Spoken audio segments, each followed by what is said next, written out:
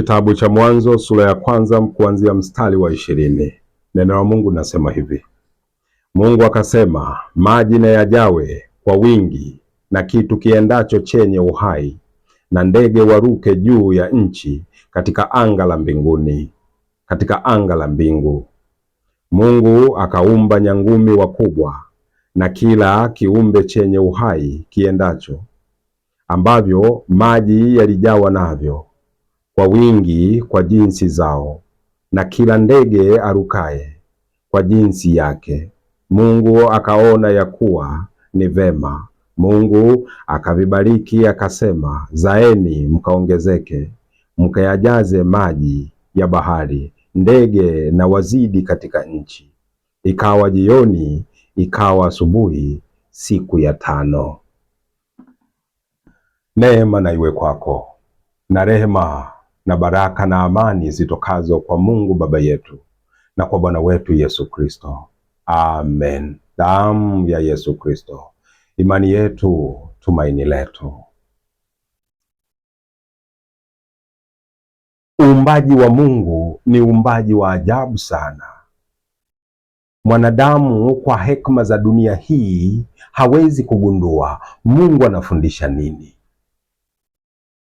Ni hekima ya Mungu, ni hekima ya juu, siyo hekima ya chini.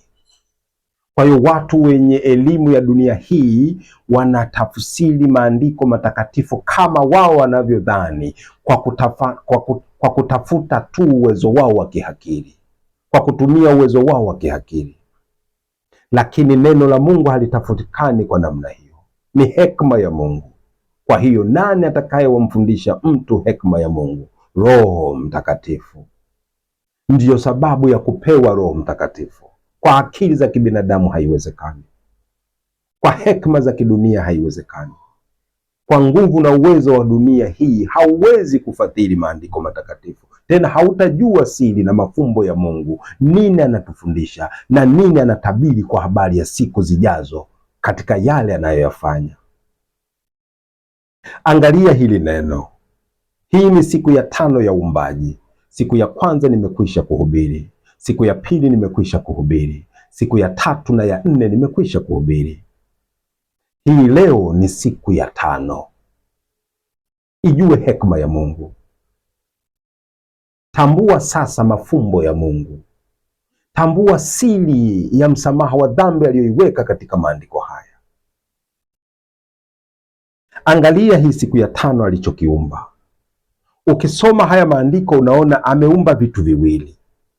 Kila aliposema bahari ijawe na samaki, anaposema hivi anataja na ndege wa angani. Anaposema bahari, samaki wakajae katika bahari, ameiumba bahari. Alipoiumba bahari akaamuru kwamba samaki, kila kiumbe kilicho hai kiendacho kwenye bahari na kiwe, alafu anataja na ndege wa angani. Anaposema samaki na kila kiumbe kikaongezeke ndani ya bahari, anataja na ndege wa angani. Ni hekima ya Mungu hiyo. Nini maana yake? Kwa nini samaki wa baharini, ndege wa angani? Samaki wa baharini, ndege wa angani. Hawa watu wawili, hivi viumbe viwili vinatajwa kwa pamoja na vimeumbwa siku ya 5. Neno la Mungu ni tamu sana. Mungu akikupa neema ya kuelewa maandiko matakatifu, atashukuriwa milele na watumishi wake na wanafunzi wake. Hili ni neno la Mungu na ni siri kubwa, hekima ya Mungu. Basi wewe na mimi leo tuijue maandiko haya matakatifu. Mungu anasema maji na yajawe na wingi, yajawe kwa wingi, na kitu kiendacho chenye uhai. Baada ya kusema hivi anasema na ndege waruke juu ya nchi katika anga la mbingu. Anasema Mungu akaumba nyangumi wakubwa na kila kiumbe chenye uhai kiendacho, ambavyo maji yalijawa navyo kwa wingi kwa jinsi yake. Anapomaliza kusema hivi anaendelea anasema na kila ndege arukaye kwa jinsi yake. Alafu tena anarudi anasema, Mungu akaona ya kuwa ni vema alipoumba samaki baharini na ndege wa angani. Mstari wa 22 anasema, Mungu akavibariki akisema, zaeni mkaongezeke, mkayajaze maji ya baharini. Anapomaliza kusema hivi, anasema ndege na wazidi katika nchi. Ikawa jioni, ikawa asubuhi, siku ya 5. Anatamka neno kwa habari ya samaki baharini.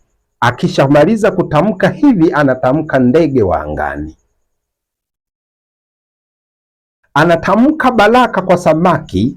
Akishamaliza kutamka baraka kwa samaki wa baharini, anatamka baraka kwa ndege wa angani.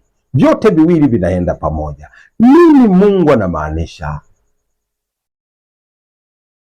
Roho wa Mungu analia, ni sauti ya Mungu. Bahari siku zote, bahari inawakilisha ulimwengu.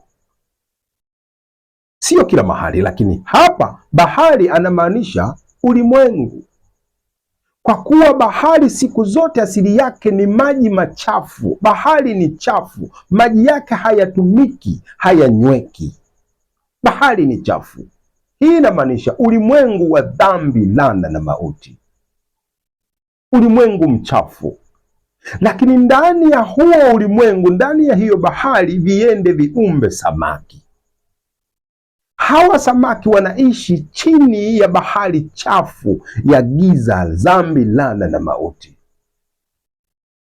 Alafu anapokwisha kusema hivi, anasema na ndege waluke juu ya nchi, wakaonekane juu ya mbingu, katika anga. Hawa samaki ndio wanadamu wanaoishi katika ulimwengu huu wa dhambi, laana na mauti, na wao wenyewe wamekuwa dhambi, laana na mauti kwa sababu wanaishi ndani ya hiyo bahari chafu. Lakini anatamka ndege wa angani, juu ya anga, juu ya mbingu.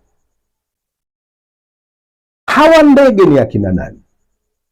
Hawa ndio watakatifu waliochaguliwa kutoka katika ulimwengu wa dhambi, laana na mauti. Hawa ndio watakatifu waliokombolewa, waliochaguliwa na Yesu Kristo Bwana wetu kutoka katika bahari chafu, wakawa ndege wa angani. Maana yake ni hii: hawa samaki ni wanadamu wenye dhambi, na hayo maji yanawakilisha ubatizo. Kwa hiyo kwa njia ya ubatizo kwa jina la Yesu Kristo tumebatizwa tukawa kiumbe kipya, viumbe vipya tuliozaliwa mara ya pili. Mara ya kwanza tumezaliwa tukiwa wenye dhambi, laana na mauti, ndio maana tunaishi katika bahari chafu. Lakini kwa njia ya ubatizo sasa tumezaliwa mara ya pili, tumekuwa viumbe vipya, tunatoka katika hali ya samaki chini ya bahari, chini ya nchi, chini ya ulimwengu huu. Tunatoka huko, tunaondolewa kwa njia ya ubatizo kwa jina la Yesu Kristo, tunakuwa ndege wa angani wanaoluka katika juu ya mbingu. Hawa sio tena wa chini, hawa ni wa juu, waliochaguliwa kutoka katika ulimwengu. Kwa hiyo ndege wa angani wanawakilisha, hawa ni watakatifu waliokombolewa kwa damu ya Yesu Kristo kwa njia ya ubatizo wa maji, wakawa kiumbe kipya, sio tena wale wa dhambi, laana na mauti kutoka bahari. Sasa ni ndege wa angani, wao ni wa juu, wanawakilisha wa juu. Yesu Kristo anasema hivi: mimi naliwachagua ninyi, sio ninyi mlionichagua mimi, bali mimi naliwachagua ninyi kutoka ulimwengu. Mlikuwa watu wa ulimwengu huu wa dhambi, laana na mauti, lakini kwa neema ya Mungu nimewachagua kutoka huko. Sasa ninyi sio wa ulimwengu tena, ninyi ni wa juu. Anasema katika kitabu, tusome mara moja, kitabu cha Yohana Mtakatifu sura ya 15 mstari wa 16. Anasema hivi: si ninyi mlionichagua mimi, bali ni mimi niliyewachagua ninyi, nami nikawaweka mwende mkazae matunda, na matunda yenu yapate kukaa, ili kwamba lolote muombalo Baba kwa jina langu awapeni. Yesu Kristo anasema sio sisi tuliyomchagua Yesu Kristo kumwamini, bali yeye alitoka mbinguni akaja katika ulimwengu wa dhambi, laana na mauti, na kutoka huko akatuchagua, tukapata neema ya kuteuliwa na kuchaguliwa, tukawa wana wa Mungu, wa Kristo watakatifu. Sasa baada ya kuchaguliwa kutoka katika bahari ya dhambi, laana na mauti, hatui tena samaki wa dhambi, laana na mauti, tunakuwa ndege wa angani. Kama tumechaguliwa kutoka katika ulimwengu wa dhambi, laana na mauti, sasa sisi ni wakina nani? Yesu Kristo anasema hivi, mimi ni wa juu na ninyi ni wa chini. Kwa hiyo wote walio wa Kristo hao wametolewa chini katika bahari, sasa wamekuwa wa juu kama yeye aliye wa juu.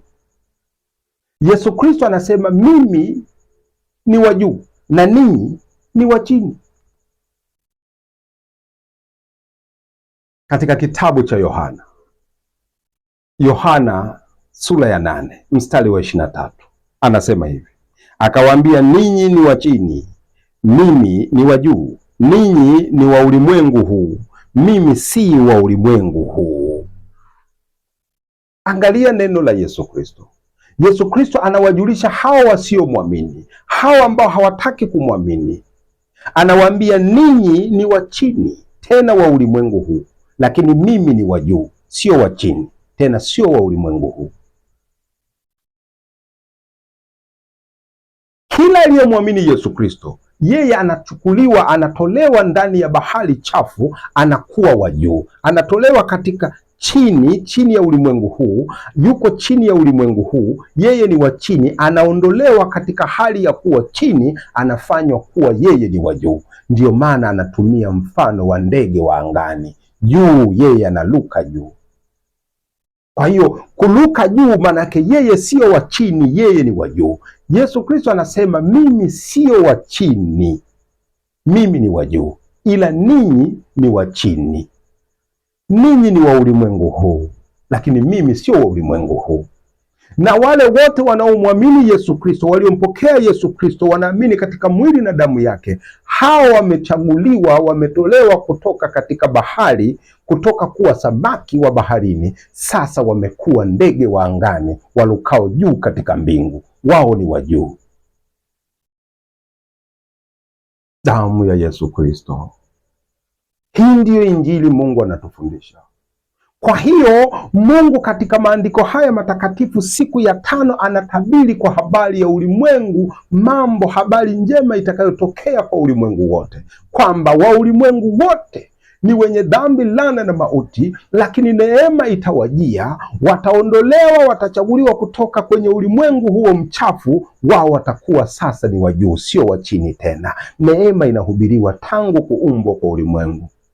Siku ya 5 Mungu anahubiri kuzaliwa mara ya pili kwa wanadamu, kuzaliwa mara ya pili kwa Wakristo.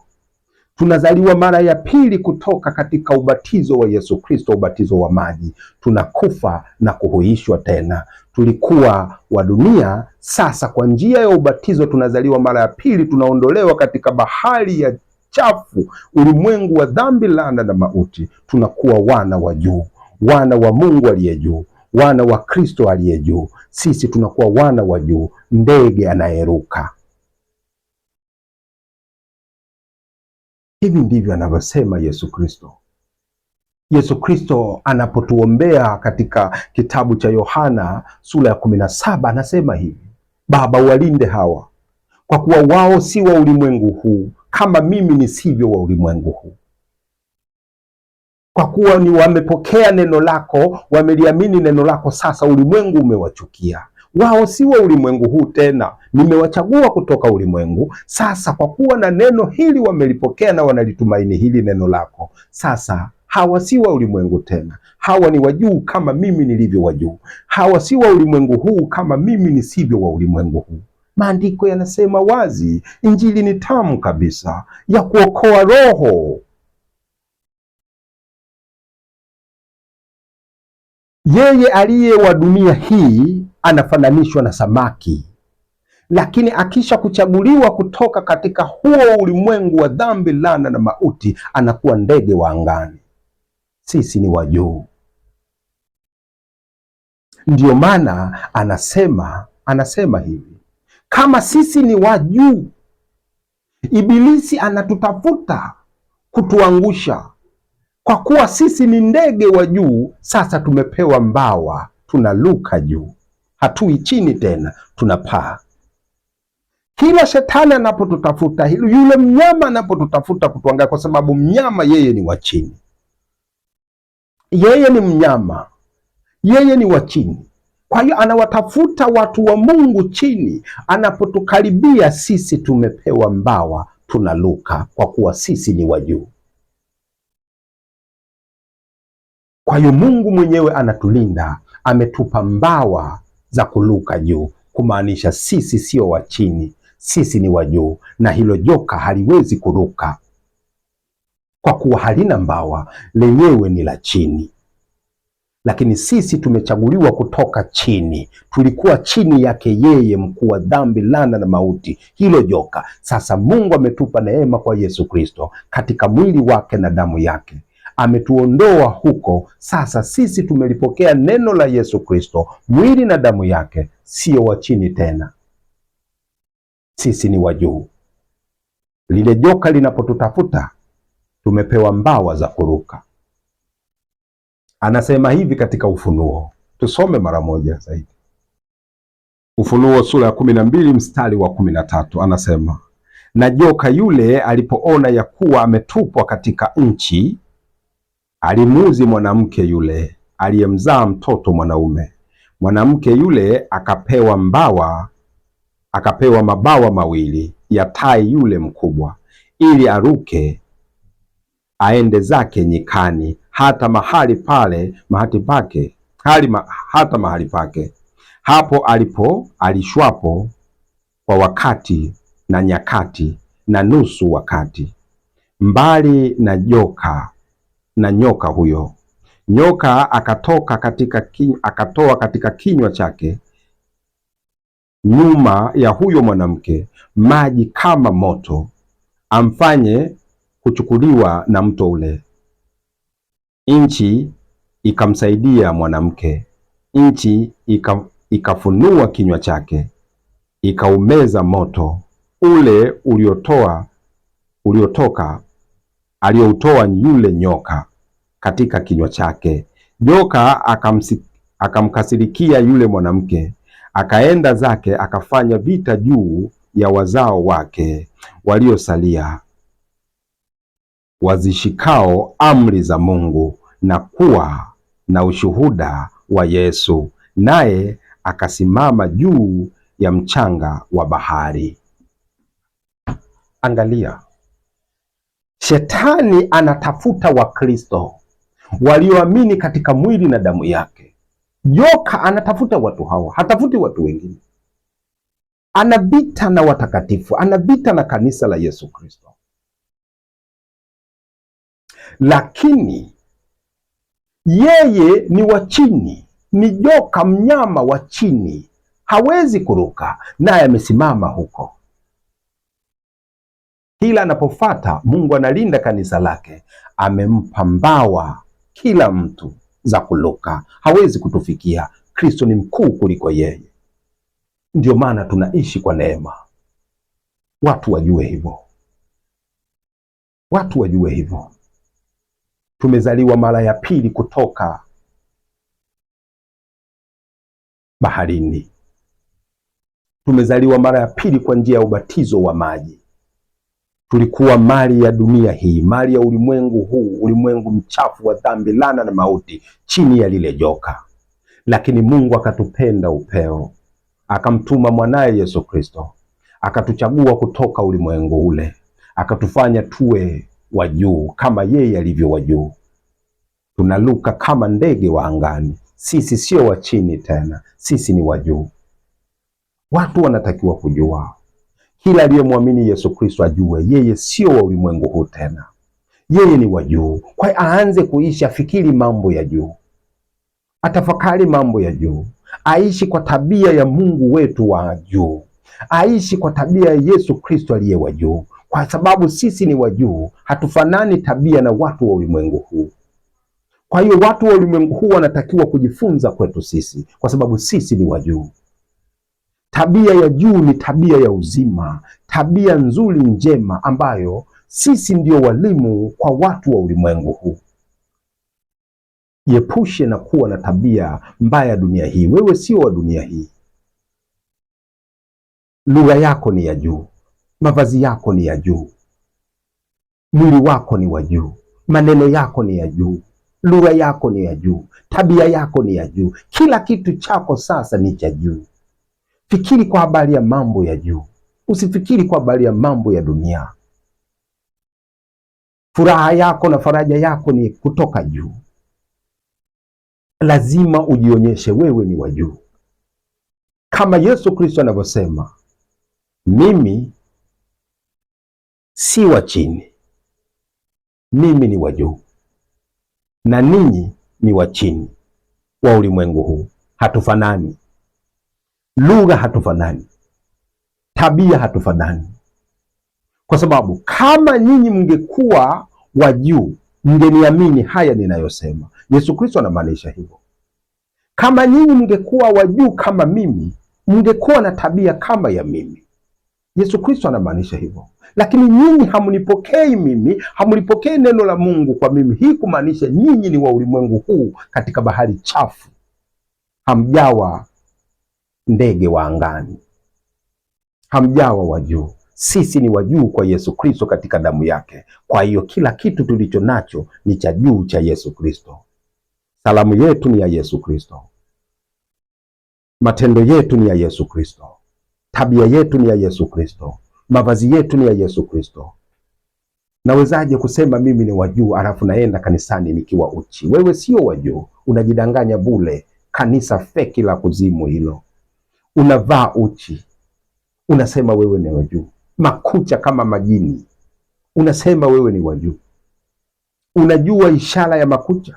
Je, unajua maana ya makucha marefu, maana yake kiBiblia, kimaandiko? Unajua maana yake? Ndio unayoyavaa, ndio unayoonyesha dunia. Unazidi kujionyesha wewe ni wa ulimwengu katika bahari chafu. Wakristo wanatakiwa kubadilika. Sitiri mwili, wewe ni wa juu. Nashangaa sasa kuona watu, hadi watungaji wanahamasisha watu kwa tabia ya dunia. Ukristo uishi kwa tabia ya dunia. Wakristo sio wa chini. Wakristo wamechaguliwa kutoka katika ulimwengu mchafu, bahari iliyo chafu. Sasa wao ni ndege wanaoluka angani, sio tena wa baharini, bali ni wangani, wa juu. Lazima uishi kwa tabia ya juu. Wewe ni mfano ili watu watoke, wazidi kutoka katika bahari chafu, wawe wa juu. Sisi ndiyo kazi yetu kuhubiri neno la juu, ili kuwatoa ndugu zetu katika bahari chafu, wawe ndege wa juu. Mungu akusaidie sana. Haijalishi una dhambi kiasi gani, lakini Mungu alitupenda, alitufuata, akatuchagua kutoka katika bahari chafu, kutoka kuwa samaki hadi kuwa ndege wa angani. Haijalishi una dhambi kiasi gani. Hata sasa amini hili neno la Mungu, amini katika mwili na damu ya Yesu Kristo, kwamba ulitakaswa kwa mwili wa Kristo, ulioshwa dhambi kwa damu ya Kristo. Kilichobaki sasa hivi wewe ni kuhubiriwa injili hii na kuiamini. Ulikwisha kuoshwa dhambi, ulikwisha kutakaswa siku ile Yesu anakufa msalabani. Damu yake ilimwagika kwa sababu ya dhambi zako. Amini tu sasa, kata shauri, amini katika mwili na damu ya Yesu. Hata kama ulikuwa unaitwa Mkristo, lakini haukuijua thamani ya damu ya Yesu Kristo, hukujua thamani ya mwili wa Yesu Kristo, leo chukua hatua, amini katika hiyo, tegemea hiyo, acha kutegemea fedha na mali. Mafundisho yanayopatikana huko katika bahari ni fedha na mali, lakini injili ya Yesu Kristo iliyotoka mbinguni tuliopewa wanadamu ni mwili na damu ya Yesu Kristo. Amini katika damu ya Yesu Kristo, na wewe kuanzia sasa ni mwenye haki, mtakatifu, mwana wa Mungu. Siku ya tano ni siku ya neema ambayo wanadamu wote tunatangaziwa kuzaliwa mara ya pili kwa jina la Yesu Kristo katika ubatizo. Tunazaliwa mara ya pili, tunakuwa kiumbe kipya kwa neno la Yesu Kristo. Sasa sio tena wa ulimwengu, sasa tumekuwa mbinguni. Yesu Kristo anashuhudia mbele za Mungu Baba yake, anasema hawa si wa ulimwengu tena, hawa ni wa juu kama mimi nilivyo wa juu. Tusome mara moja zaidi. Yohana Mtakatifu sura ya 17 mstari wa 18 wa 16 anasema, wao si wa ulimwengu kama mimi nisivyo wa ulimwengu. Yesu Kristo anatushuhudia neema hii. Tumepata neema. Tulikuwa wa ulimwengu, katika ulimwengu wa dhambi, laana na mauti, lakini sasa kwa neno la Mungu tumezaliwa mara ya pili kwa njia ya ubatizo kwa jina la Yesu Kristo. Tumezaliwa mara ya pili, tumekuwa viumbe vipya. Sasa Mungu mwenyewe anashuhudia Bwana wetu Yesu Kristo, anasema hawa sio wa ulimwengu tena, tumekwisha kuchukuliwa ulimwenguni. Sasa sisi mahali petu ni mbinguni, makao yetu ni mbinguni, kama alivyo Yesu Kristo wa mbinguni na sisi ni wa mbinguni. Nani akurudishe tena ulimwenguni? Kwa nini urudi tena katika ulimwengu wa dhambi, laana na mauti? Mahali petu sio hapa, tunamsubiri Bwana wetu Yesu Kristo, naye ndiye atakayekuja kutuchukua tuende tukakae na Baba na Bwana wetu Yesu Kristo hata milele kwa uzima wa milele. Mahali petu sio hapa, sisi ni wa juu. Katika kitabu cha Wafilipi sura ya 3 mstari wa 20 anashuhudia, anasema hivi, Mtume Paulo anatuambia, anasema, kwa maana sisi wenyeji wetu uko mbinguni, kutoka huko tena tunamtazamia Mwokozi Bwana Yesu Kristo. Tambua sasa wewe ni wa juu kwa sababu ya damu ya Kristo, na utakwenda juu, utaishi na Kristo juu kwa damu ya Yesu Kristo. Neema na iwe kwako, na rehema na baraka na amani zitokazo kwa Mungu Baba yetu na kwa Bwana wetu Yesu Kristo. Amen. Ubarikiwe na Mungu. Abariki familia yako, abariki kila kitu, abariki njia yako, udumu milele. Leo uishi siku nyingi, na baada ya ufufuo uzima wa milele. Mpende Kristo. Wewe ni wa juu, ndege anayeluka juu. Umetolewa kutoka samaki. Ulikuwa samaki katika bahari chafu, sasa umekuwa wa juu, ndege arukaye. Mshukuru Mungu kwa hilo. Ndiyo neema tuliyopewa. Umezaliwa mara ya pili, kiumbe kipya cha juu. Amen.